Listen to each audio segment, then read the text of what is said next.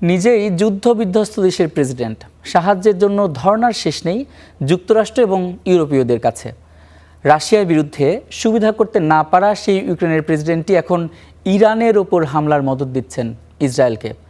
ইরানের অভিযোগ, ইসরায়েলকে ড্রোন দিয়ে সহায়তা করছে ইউক্রেন, ফলে ইউক্রেনে হামলার পরিষ্কার ইঙ্গিত দিল ইরান। ইরানে যখন একের পর এক চলছে মার্কিন ও ইসরায়েলি হামলা, মারা যাচ্ছে শত শত বেসামরিক মানুষ, তখন জার্মানির মিউনিখে হাস্যোজ্জ্বল করমর্দন ইউক্রেনের প্রেসিডেন্ট জেলেনস্কির, যার সাথে এই ভাব বিনিময় তিনি ইরানের পতিত শাসক রেজা শাহ পাহলভির ছেলে রেজা পাহলভি, যিনি দশকের পর দশক ধরে ইরানের শাসন ক্ষমতার পরিবর্তন চাইছেন। ইরানে মার্কিন ও ইসরায়েলি আগ্রাসনের অন্ধ সমর্থকও তিনি। এই বৈঠকে পাহলভির সাথে ইরানে চলমান আগ্রাসন কিভাবে আরও জোরদার করে সরকার পতন ঘটানো যায় সেই বিষয়ে তারা আলোচনা করেন।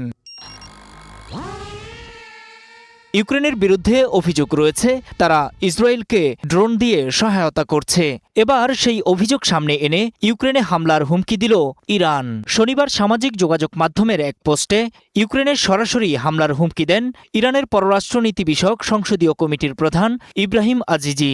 তার স্পষ্ট ঘোষণা, ইসরায়েলকে সহযোগিতার মধ্য দিয়ে ইউক্রেন এখন ইরানের বৈধ লক্ষ্যবস্তুতে পরিণত হয়েছে।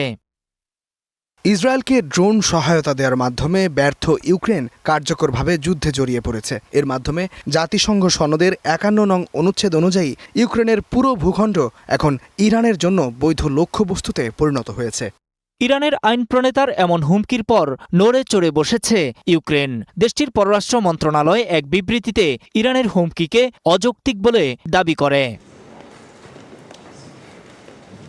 ইরানের ড্রোন রুখতে যুক্তরাষ্ট্র ও আরব দেশগুলো তাদের কাছে ড্রোন চেয়েছে, তবে কোন কোন দেশ সহায়তা চেয়েছে তা তিনি জানাননি। ট্রাম্প অবশ্য জেলেনস্কির এই দাবি প্রত্যাখ্যান করে বলেছেন, যুক্তরাষ্ট্রের হাতে বিশ্বের শক্তিশালী ড্রোন রয়েছে, ইউক্রেনের ড্রোন তাদের প্রয়োজন নেই। নূর মোহাম্মদ, স্টার নিউজ।